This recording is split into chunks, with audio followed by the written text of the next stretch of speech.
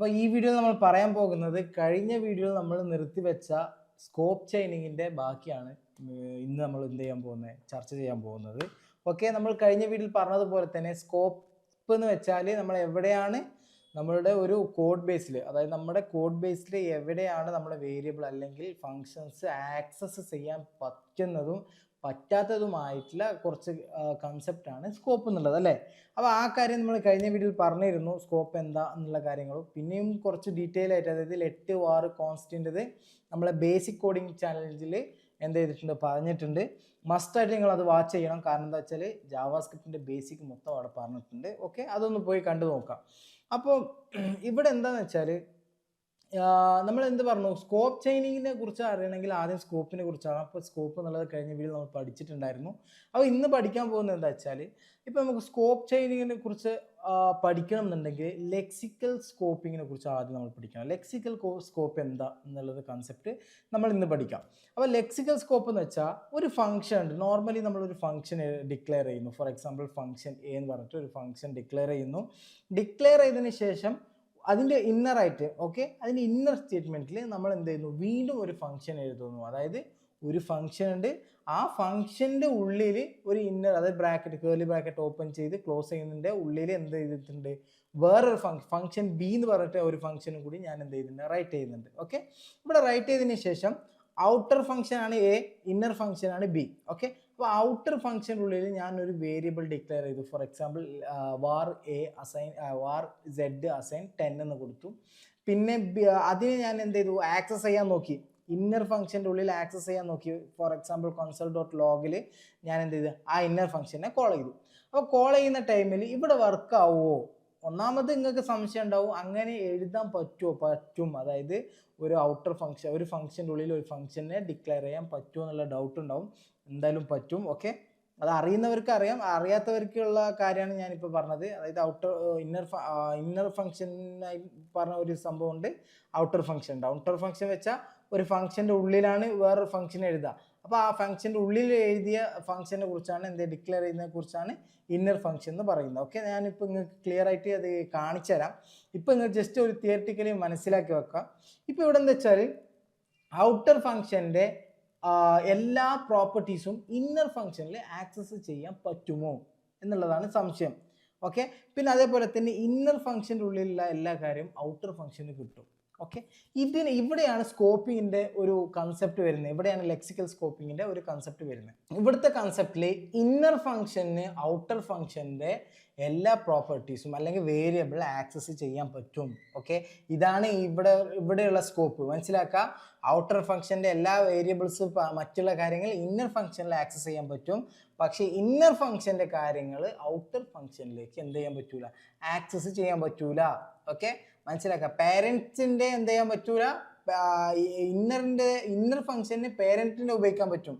പക്ഷെ പേരൻറ്റിന് എന്ത് ചെയ്യാൻ പറ്റൂല, ഇന്നർ ഫംഗ്ഷൻ്റെ ഉള്ളിലുള്ളത് നമുക്ക് ആക്സസ് ചെയ്യാൻ പറ്റൂല. ഓക്കെ, ആ മൾട്ടിപ്പിൾ ഇന്നർ ഫംഗ്ഷൻസ് ഉണ്ടെങ്കിൽ നമുക്ക് ആക്സസ് എങ്ങനെ പോകാൻ പറ്റുള്ളൂ, ബാക്ക്വേർഡാണ്. അതായത് ആദ്യം ഏതാണോ ഏറ്റവും താഴത്തുള്ളത് അതിന് മുകളിലെ പേരൻറ്റിനെ പറ്റും, അതിൻ്റെ പേരൻറ്റിന് എന്ത് ചെയ്യും, ഇതിന് ഇന്നർ ഫംഗ്ഷൻ ഉപയോഗിക്കാൻ പറ്റും. ആ രീതിയിലാണ് പോകുന്നത്. ഇതിനെയാണ് ലെക്സിക്കൽ സ്കോപ്പിംഗ് എന്ന് പറയാം. ഓക്കെ, ഇവിടെ എന്താ ചെയ്തിട്ടുണ്ടാവുക വെച്ചാൽ ഇന്നർ ഫംഗ്ഷനെയും ഔട്ടർ ഫംഗ്ഷനെയും ബൈൻഡ് ചെയ്തിട്ടുണ്ടാവും. ഈ ബൈൻഡ് ചെയ്തതിനെ കൊണ്ടാണ് നമുക്ക് എന്ത് ചെയ്യുന്നത്, ഈ ഇന്നർ ഫംഗ്ഷൻ ഔട്ടർ ഫംഗ്ഷനിൽ കിട്ടുന്നത്. പക്ഷെ ഔട്ടർ ഫംഗ്ഷൻ എന്ത് ചെയ്യാൻ പറ്റൂല, ഇന്നർ ഫംഗ്ഷനിൽ ആക്സസ് ചെയ്യാൻ പറ്റൂല. ഓക്കെ, ഈ കൺസെപ്റ്റ് നിങ്ങൾക്ക് ഇപ്പോൾ തിയറിറ്റിക്കലി മനസ്സിലാക്കുക, ഒരു ഏകദേശം ഐഡിയ കിട്ടിയിട്ടുണ്ടാവും. ഞാൻ എന്ത് ചെയ്യാം, നിങ്ങൾക്ക് ഇപ്പോൾ ഒരു എക്സാമ്പിൾ കാണിച്ചു തരാം. അപ്പോൾ നിങ്ങൾക്ക് എന്ത് ചെയ്യും, പ്രോപ്പറായി മനസ്സിലാവും. ഓക്കെ, അപ്പം ഞാൻ എന്ത് ചെയ്തു, ഇപ്പോൾ ഒരു നിങ്ങൾക്ക് ഈ സ്ക്രീനിൽ കാണുന്ന പോലെ ഞാൻ ഒരു ഫംഗ്ഷൻ ഡിക്ലെയർ ചെയ്യാണ്. ഓക്കെ, ഒരു ഫംഗ്ഷൻ ഡിക്ലെയർ ചെയ്തു. ഡിക്ലെയർ ചെയ്തതിന് ശേഷം ഞാൻ എന്ത് ചെയ്തു, ഇവിടെ ഔട്ടർ ഫംഗ്ഷൻ എന്ന് കൊടുക്കാം. നമുക്ക് ഔട്ടർ എന്ന് കൊടുത്തു, ഔട്ടർ 1 എന്ന് കൊടുത്തേക്കാണ്.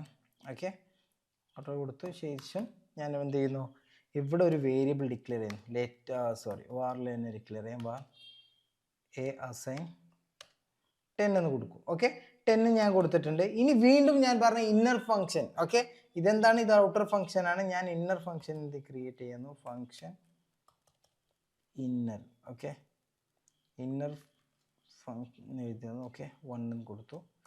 ഇവിടെയും ഞാൻ എന്ത് ചെയ്തു, ഒരു ഫംഗ്ഷൻ ഡിക്ലെയർ ചെയ്യാണ്. ഇവിടെ ഞാൻ എന്ത് ചെയ്യുന്നു, console.logൽ എ എന്നുള്ളത് ഞാൻ എന്ത് ചെയ്തു, പ്രിന്റ് ചെയ്തു. ഓക്കെ, വീണ്ടും ഞാൻ എന്ത് ചെയ്യുന്ന വെച്ചാൽ ഇവിടെ var ബി അസൈൻ ഒരു 30 കൊടുക്കാം, 30 കൊടുത്തു. ഓക്കെ, ഇങ്ങനെയും ചെയ്തിട്ടുണ്ട്. ഓക്കെ, ഇപ്പോൾ ഇവിടെ എന്ത് ചെയ്യും, ഇപ്പോൾ ഞാൻ എന്ത് ചെയ്യും, ഈ ഫംഗ്ഷനെ കോൾ ചെയ്യാണ്. ഇവിടെ ഫംഗ്ഷനെ കോൾ ചെയ്തു. ഓക്കെ, ഇല്ലെങ്കിൽ നമുക്ക് ടോപ്പിലും കോൾ ചെയ്യാം എന്നുള്ളത് നമുക്കറിയാം, അതുകൊണ്ട് ഞാൻ ടോപ്പിൽ തന്നെ കോൾ ചെയ്യുന്നുണ്ട്. ഓക്കെ, കോൾ ചെയ്യാം. ഓക്കെ, എന്തുകൊണ്ടാണ് അതെങ്ങനെ കോൾ ചെയ്യാൻ പറ്റും എന്നുള്ള കാര്യങ്ങളൊക്കെ നമ്മൾ പഠിച്ചതാണ്, അതുകൊണ്ടാണ് ഞാൻ ഇവിടെ എക്സ്പ്ലെയിൻ ചെയ്യുന്നില്ല, അത് കഴിഞ്ഞ വീഡിയോയിൽ ഒന്ന് നോക്കിയാൽ മതി. ഓക്കെ, വീണ്ടും ഞാൻ എന്ത് ചെയ്യുന്നു, ഇവിടെ കോൾ ചെയ്യുന്നു, ഫംഗ്ഷൻ ഉള്ളിൽ തന്നെ കോൾ ചെയ്യുന്നു. ഇവിടെയും ഇതും ഞാൻ എക്സ്പ്ലെയിൻ ചെയ്തില്ല, കാരണം എന്താ, ഫംഗ്ഷൻ ഡിക്ലറേഷൻ്റെ മുമ്പ് തന്നെ ഫംഗ്ഷനെ കോൾ ചെയ്യാൻ പറ്റും. കാര്യം എന്താ, VO വേരിയബിൾ ഒബ്ജക്റ്റ്, ഇത് നിങ്ങൾക്ക് അറിയണം, മസ്റ്റായിട്ട് അറിഞ്ഞിരിക്കണം, കാരണം നമ്മൾ പ്രോപ്പറായി പറഞ്ഞതാണ് കഴിഞ്ഞ വീഡിയോസിലൊക്കെ, അത്രയും അടിപൊളിയായിട്ട് പറഞ്ഞത്, അതുകൊണ്ടാണ് ഞാൻ നിങ്ങൾക്ക് കുറച്ച് കൺഫ്യൂഷൻ ആയിക്കോട്ടെ എന്ന് തന്നെ ഈ പറഞ്ഞ ടോപ്പിലിട്ടത്. ഓക്കെ, അപ്പോൾ എന്താണെന്ന് വെച്ചാൽ ഇപ്പോൾ ഇവിടെ എന്ത് വർക്കാവും, ഈ 10 പ്രിൻ്റ് ആവോ എറർ ത്രോ ചെയ്യുമോ, കാരണം എന്താ, ഔട്ടർ ഫംഗ്ഷനിലാണ് ഏറ്റവും ടോപ്പിലുള്ള പേരൻറ്റ് ഫംഗ്ഷൻ, ആ പേരൻറ്റ് ഫംഗ്ഷനിലാണ് വേരിയബിൾ എ എന്നുള്ളത്, ആ വാറിലാണ് നമ്മൾ ഡിക്ലെയർ ചെയ്തത്, അത് നമുക്ക് ഈ ഇന്നർ ഫംഗ്ഷൻ്റെ ഉള്ളിൽ ആക്സസ് ചെയ്യാൻ പറ്റും. അത് നമുക്ക് എന്ത് ചെയ്യാം, നോക്കി നോക്കാം. ഒന്നും കൂടി ബ്രൗസർ പോയി നോക്കാം. ബ്രൗസർ പോയി നോക്കിയാൽ 10 പ്രിന്റ് ചെയ്തിട്ടുണ്ടാവും, പ്രിന്റ് ചെയ്യണം. കാരണം എന്താ, നമ്മൾ ഈ പറഞ്ഞ ഔട്ടർ ഫംഗ്ഷൻ്റെ പ്രോപ്പർട്ടീസ് എല്ലാം എവിടെ ആക്സസ് ചെയ്യാൻ പറ്റും, ഇന്നർ ഫംഗ്ഷനെ ആക്സസ് ചെയ്യാൻ പറ്റും. പക്ഷേ ഇന്നർ ഫംഗ്ഷൻ്റെതോ ഔട്ടർ ഫംഗ്ഷനെ ആക്സസ് ചെയ്യാൻ പറ്റൂല. പിന്നീടുള്ള കാര്യമാണ് ഇവിടെ എന്തുകൊണ്ട് ഫംഗ്ഷൻ ഡിക്ലെയർ ചെയ്യുന്ന തൊട്ട് മുമ്പ് എന്തുകൊണ്ട് കോൾ ചെയ്തു, അതും കഴിഞ്ഞ വീഡിയോയിൽ പറഞ്ഞിട്ടുണ്ട്, അതൊന്നും കൂടി പോയി നോക്കുക. ഇവിടെയാണെങ്കിലും സെയിം ആണ്. ഓക്കെ, അപ്പോൾ ഇങ്ങനെയുള്ള ഒരു കൺസെപ്റ്റ് ചിലപ്പോൾ ചില ആൾക്കാർ കേട്ടോ എല്ലാവരും എന്ത് ചെയ്തിട്ടുണ്ടാവും, ഒരു ഇപ്പോഴാണ് മനസ്സിലാക്കിയിട്ടുണ്ടാവുക, അതായത് ഒരു ഔട്ടർ ഫംഗ്ഷൻ്റെ ഉള്ളിൽ ഇന്നർ ഫംഗ്ഷൻ എഴുതാൻ പറ്റും എന്നുള്ള കാര്യങ്ങൾ എന്ത് ചെയ്തിട്ടുണ്ടാവും, ഇന്ന് മനസ്സിലാക്കിയിട്ടുണ്ടാവും. ഇപ്പോൾ ഇതിനെയാണ് എന്ത് ലെക്സിക്കൽ സ്കോപ്പിംഗ് എന്ന് പറയുന്നത്. അതായത് ഇതാണ് ക്ലോഷറിൻ്റെ കൺസെപ്റ്റാണ് ഇത്. അപ്പോൾ ക്ലോഷറിനെ കുറിച്ച് കുറേ പഠിക്കാനുണ്ട്, അത് നമ്മൾ പിന്നീട് ഒരു ടോപ്പിക്കായിട്ട് നിങ്ങൾക്ക് എന്ത് ചെയ്യാം പറഞ്ഞുതരാം. ജസ്റ്റ് ഇപ്പം ഇത് മനസ്സിലാക്കിയാൽ മതി, ക്ലോസർ എന്നുള്ള മീൻസ് ലെക്സിക്കൽ സ്കോപ്പിംഗ് എന്നുള്ളത് നിങ്ങൾ മനസ്സിലാക്കിയാൽ മതി. ഇവിടെ എന്ത് ചെയ്യാൻ പറ്റുന്നുണ്ട്, ആക്സസ് ചെയ്യാൻ പറ്റുന്നുണ്ട്. ഇനി നേരെ മറിച്ച് എ എന്നുള്ളത് ഇവിടെ ആക്സസ് ചെയ്യാൻ പറ്റില്ല. ഇനി ഇന്നർ ഫംഗ്ഷൻ്റെ ഒരു സംഭവം, അതായത് ഇന്നർ ഫംഗ്ഷൻ ഏതാ, ഇന്നർ ഫംഗ്ഷൻ 1 എന്ന് എഴുതിയിട്ടുള്ള ഈ ഫംഗ്ഷൻ്റെ ഉള്ളിലുള്ള var b എന്നുള്ള അത് നമുക്ക് എന്ത് ചെയ്യാം, ഔട്ടർ ഫംഗ്ഷനിൽ ആക്സസ് ചെയ്യാൻ നോക്കാം, എന്താ സംഭവിക്കാം. ഓക്കെ, കൺസോളിൽ ഞാൻ എന്ത് ചെയ്തു, ബി എന്ന് എഴുതി കൊടുക്കുകയാണ്. എന്നിട്ട് നമ്മൾ പോയി കഴിഞ്ഞാൽ ഞാൻ എന്താ പറഞ്ഞത്, ഇന്നർ ഫംഗ്ഷൻ്റെ ഔട്ടർ ഫംഗ്ഷനിൽ ആക്സസ് ചെയ്യാൻ പറ്റൂല. നോക്കിക്കഴിഞ്ഞാൽ കണ്ടോ, ബി ഈസ് നോട്ട് ഡിഫൈൻഡ്. ഇവിടെ എന്താ സംഭവിക്കുന്നത്, ബി എന്നുള്ളത് ഡിക്ലെയർ തന്നെ ചെയ്തിട്ടില്ല എന്നാണ് പറയുന്നത്. ഓക്കെ, അപ്പോൾ മനസ്സിലായിട്ടുണ്ടോ നിങ്ങൾക്ക്? കാരണം എന്താ വെച്ചാൽ നമ്മൾ കഴിഞ്ഞ വീഡിയോസിൽ പറഞ്ഞിട്ടുണ്ട്, അതായത് ജാവാസ്ക്രിപ്റ്റ് എഞ്ചിൻ എപ്പോഴാണോ ഒരു ജാവാസ്ക്രിപ്റ്റിൻ്റെ സ്ക്രിപ്റ്റ് ഫയൽ കിട്ടുന്നത്, ആ കിട്ടുന്ന ടൈമിലാണ് ഒരു ഗ്ലോബൽ എക്സിക്യൂഷൻ കോണ്ടെക്സ്റ്റ് ക്രിയേറ്റ് ചെയ്യും. അവിടെയാണ് VO കൺസെപ്റ്റ് വരുന്നത്. അതായത് മെമ്മറി, നമ്മുടെ ഫംഗ്ഷൻ ഡിക്ലറേഷൻ വേരിയബിൾസ് ഒക്കെ സ്റ്റോർ ചെയ്യുന്നത് എവിടെയാണ്, VOയിലാണ്. വാറിലാണെങ്കിൽ നമ്മൾ അൺഡിഫൈൻഡ് ആയിരിക്കും എന്ത് ചെയ്യുക, കൊടുക്കുക.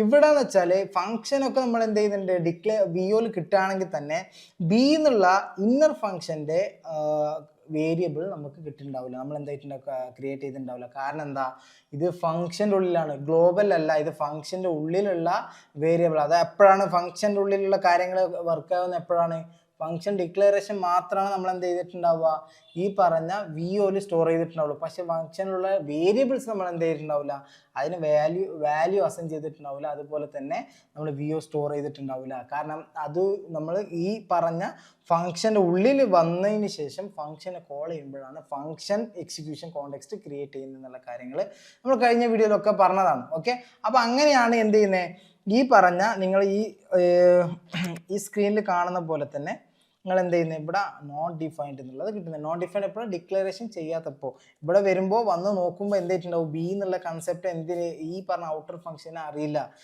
ഈ എന്താണ് സംഭവം എന്നുള്ള ജാവാസ്ക്രിപ്റ്റിന് അറിയില്ല. കാരണം എന്താ, ഇത് ഇന്നർ ഫംഗ്ഷൻ്റെ ഉള്ളിലാണ്. ഇന്നർ ഫംഗ്ഷൻ്റെ ഉള്ളിലുള്ള കാര്യം നമ്മൾ VOയിൽ സ്റ്റോർ ചെയ്തിട്ടുണ്ടാവുമോ, ഇല്ലാന്നുണ്ടെങ്കിൽ അൺഡിഫൈൻഡ് എങ്കിലും വാല്യൂ വരണ്ടേ. അൺഡിഫൈൻഡ് വരുമ്പോൾ ചിന്തിച്ചാൽ മതി, നമ്മളെപ്പോഴാണ് വേരിയബിൾ ഡിക്ലെയർ ചെയ്തിട്ടുണ്ടാവും, പക്ഷെ എന്താ ചെയ്തിട്ടുണ്ടാവില്ല, വാല്യൂ അസൈൻ ചെയ്തിട്ടുണ്ടാവില്ല. പക്ഷെ നോട്ട് ഡിഫൈൻഡ് വരുമ്പോൾ ഡിക്ലെയറേ ചെയ്തിട്ടുണ്ടാവില്ല. അതാണ് നോട്ട് ഡിഫൈൻഡ്. ഓക്കെ, അത് മനസ്സിലാക്കുക. ഇനിയുള്ള കൺസെപ്റ്റ് എന്ന് വെച്ചാൽ നിങ്ങൾ സ്ക്രീനിൽ കാണുന്ന പോലെ തന്നെ വേറൊരു ഫംഗ്ഷനും കൂടി ഞാൻ ഉണ്ടാക്കുന്നുണ്ട്. ഓക്കെ, ഞാനിവിടെ എന്ത് ചെയ്യും, ഫംഗ്ഷൻ ഇന്നർ ഫംഗ്ഷൻ 2 എന്നുള്ളത് കൊടുത്തു. ഓക്കെ, ഫംഗ്ഷൻ 2 എന്ന് കൊടുക്കുകയാണ്. കൊടുത്തതിന് ശേഷം ഞാൻ അവിടെ ഒരു ഫംഗ്ഷൻ ഡിക്ലെയർ ചെയ്യുന്നുണ്ട്. അവിടെ എന്ത് ചെയ്യുന്നു, വാർ സി എന്ന് കൊടുത്തു, സി അസൈൻ 40. ഓക്കെ, പിന്നെ ഞാൻ ഇവിടെ എന്ത് ചെയ്യുന്നു വെച്ചാൽ കൺസോൾ ഡോട്ട് ലോഗിൽ ഔട്ട് അതിൻ്റെ പേരൻറ്റ് ഫംഗ്ഷൻ, ഇപ്പോൾ ഇന്നർ ഫംഗ്ഷൻ 2ൻ്റെ പേരൻറ്റ് ഏതാ, ഇന്നർ ഫംഗ്ഷൻ 1 ആണ്. ആ 1ലുള്ള ഡിക്ലെയർ ചെയ്തിട്ടുള്ള ബീനെ ഞാൻ ഇവിടെ കോൾ ചെയ്യുന്നു. തൽക്കാലം ഔട്ടർ ഫംഗ്ഷനിൽ ഞാൻ അത് എന്ത് ചെയ്യുന്നു, ഡിലീറ്റ് ചെയ്യുന്നുണ്ട്. ഓക്കെ, ഡിലീറ്റ് ചെയ്തു. എന്നിട്ട് സേവ് ചെയ്തു. സേവ് ചെയ്യുന്നതിന് മുമ്പ് എന്ത് ചെയ്യണം, ഇതിനെ കോൾ ചെയ്യണം. ഞാൻ ഫംഗ്ഷൻ്റെ തൊട്ട് മുകളിൽ തന്നെ എന്ത് ചെയ്യുന്നു, കോൾ ഡിക്ലറേഷന് മുമ്പ് തന്നെ കോൾ ചെയ്യുന്നുണ്ട്. എന്തിനാണെന്നുള്ളത് നിങ്ങൾക്ക് അറിയാം. അപ്പോൾ സേവ് ചെയ്തതിന് ശേഷം വീണ്ടും പോയി നോക്കിയാൽ ഇവിടെ എന്ത് പ്രിൻറ്റ് ചെയ്തിട്ടുണ്ടാവണം, ഒന്ന് 10 എൻ്റെ ഡിക്ലെയർ ചെയ്ത 10ഉം പ്രിൻറ്റ് ചെയ്തിരിക്കണം. പിന്നെ അതുപോലെ ഇന്നർ ഫംഗ്ഷൻ 1ൻ്റെ 30യും പ്രിൻറ്റ് ചെയ്തിട്ടുണ്ടാവും. നോക്കാം അങ്ങനെ തന്നെ പ്രിൻറ്റ് ചെയ്യുന്നുണ്ടോന്ന്. ഓക്കെ, ഒന്ന് റിഫ്രഷ് ചെയ്യുക. ഓക്കെ, നമുക്കൊന്ന് നോക്കിക്കഴിഞ്ഞാൽ ഇവിടെ ബി ഇസ് നോട്ട് ഡിഫൈൻഡ്. എന്തുകൊണ്ട് നോട്ട് ഡിഫൈൻഡ് വന്നു എന്ന് വെച്ചാൽ നമ്മൾ ഇവിടെ കൊടുത്തിട്ടുള്ളത് ഇന്നർ ഫംഗ്ഷൻ അല്ല നമ്മൾ കൊടുത്തത്. ഓക്കെ, അതായത് ഔട്ടർ ഫംഗ്ഷൻ ഏറ്റവും ടോപ്പിലുള്ള ഔട്ടർ ഫംഗ്ഷൻ്റെ ഉള്ളിലാണ്. ഞാൻ പറഞ്ഞത് എന്താ, ഇന്നർ ഫംഗ്ഷൻ 1ൻ്റെ ഉള്ളിലായിരിക്കണം. അതായത് അപ്പോഴാണല്ലോ ഇതിൻ്റെ പേരൻ്റ് ആവുക. ഓക്കെ, നിങ്ങൾക്ക് മനസ്സിലായെന്ന് തോന്നുന്നു. മനസ്സിലായിട്ട് ഒന്നൊന്ന് റിവേർട്ട് ചെയ്ത് നോക്കുക. അതായത് ഒന്നും കൂടി ഞാൻ പറയാം. ഇപ്പോൾ ഔട്ടർ ഫംഗ്ഷൻ ഉണ്ട്. ഈ ഔട്ടർ ഫംഗ്ഷൻ്റെ ഉള്ളിൽ എന്തെങ്കിലും ഫംഗ്ഷൻ ഇന്നർ ഫംഗ്ഷൻ 1 എന്ന് പറഞ്ഞിട്ടൊരു ഫംഗ്ഷനും കൂടി ഉണ്ട്. അപ്പോൾ ഇന്നർ ഫംഗ്ഷൻ 1ൻ്റെ പേരൻറ്റ് ഏതാ, ഔട്ടർ ഫംഗ്ഷൻ 1 എന്നുള്ളതാണ്. ഓക്കെ, ഇതാണ്. ഇനി നമുക്ക് എന്ത് ചെയ്യും, ഇന്നർ ഫംഗ്ഷന് ഒരു ചൈൽഡ് ഫംഗ്ഷനും കൂടി ഉണ്ടാക്കണം. ആ ചൈൽഡ് ഫംഗ്ഷനാണ് എന്ത്, ഇന്നർ ഫംഗ്ഷൻ 2 എന്നുള്ളത്. ഓക്കെ, ഇന്നർ ഫംഗ്ഷൻ 2 എന്നുള്ളത് അതും നമ്മൾ എന്ത് ചെയ്തിട്ടുണ്ട്, ഇന്നർ ഫംഗ്ഷൻ 2ൻ്റെ മുകളിൽ തന്നെ കോൾ ചെയ്തിട്ടുണ്ട്. ഇപ്പോൾ ഇവിടെ എന്ത് ചെയ്യണം, പ്രിൻറ്റ് ചെയ്തിട്ടുണ്ടാവണം 10 അതുപോലെ തന്നെ 30 എന്നുള്ളത് പ്രിൻറ്റ് ചെയ്തിട്ടുണ്ടാവും. കാരണം എന്താ, 10 എന്നുള്ളത് ഇന്നർ ഫംഗ്ഷൻ്റെ ഉള്ളിലാണ് കോൾ ചെയ്തിട്ടുള്ളത്. പക്ഷേ ഡിക്ലെയർ ചെയ്തിട്ടുള്ളത് ഏറ്റവും ടോപ്പിലുള്ള ഔട്ടർ ഫംഗ്ഷനിലാണ്. പക്ഷേ പിന്നെ ഇന്നർ ഫംഗ്ഷൻ 2ലോ ബി എന്നുള്ളതാണ് നമ്മൾ എന്ത് ചെയ്തിട്ടുള്ളത്, കോൾ ചെയ്തിട്ടുള്ളത്, മീൻസ് കൺസോൾ ചെയ്തിട്ടുള്ളത്. ആ ബി ഉള്ളത് ഡിക്ലെയർ ചെയ്തിട്ടുള്ളത് ഇന്നർ ഫംഗ്ഷൻ 1ൻ്റെ ഉള്ളിലാണ്. അപ്പോൾ ശരിക്കും നോക്കിയാൽ ഇന്നർ ഫംഗ്ഷൻ 2ൻ്റെ പേരൻറ്റ് ഫംഗ്ഷൻ ഏതാ, ഇന്നർ ഫംഗ്ഷൻ 1 ആണ്. അപ്പോൾ ഇന്നർ ഫംഗ്ഷൻ്റെ പേരൻറ്റ് ഏതാ, അതാണ് ഔട്ടർ ഫംഗ്ഷൻ 1. ഓക്കെ, ഇപ്പോൾ എന്ത് ചെയ്യണം, ഈ പറഞ്ഞ പോലെ 10 അതുപോലെ തന്നെ 30 എന്നുള്ളത് പ്രിൻറ്റ് ചെയ്തിട്ടുണ്ടാവണം. നോക്കാം നമുക്ക്. ഓക്കെ, ഒന്ന് റിഫ്രഷ് ചെയ്താൽ മതി. റിഫ്രഷ് കണ്ടോ, 10 30 എന്നുള്ളത് പ്രിൻ്റ് ആയി. ഓക്കെ, ഇതിൽ നിങ്ങൾക്ക് സംശയമില്ലാന്ന് തോന്നുന്നു. ഒന്നും കൂടി പറയാം.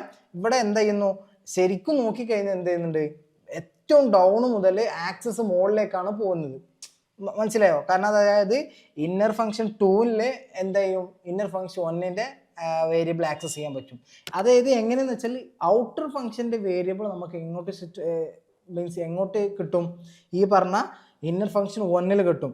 ഈ ഇന്നർ ഫംഗ്ഷൻ 1ൻ്റെ വേരിയബിൾ കാര്യങ്ങളൊക്കെ എവിടെ ആക്സസ് ചെയ്യാൻ പറ്റും, ഇന്നർ ഫംഗ്ഷൻ 2ൽ ആക്സസ് ചെയ്യാൻ പറ്റും. ഓക്കെ, എങ്ങനെയാണ് പറഞ്ഞാൽ ഡൗൺ ഫോർവേഡ് ആണ്. അതായത് ഡൗൺ എന്നാണ് നമ്മൾ മുകളിലോട്ട് പോകുന്നത്.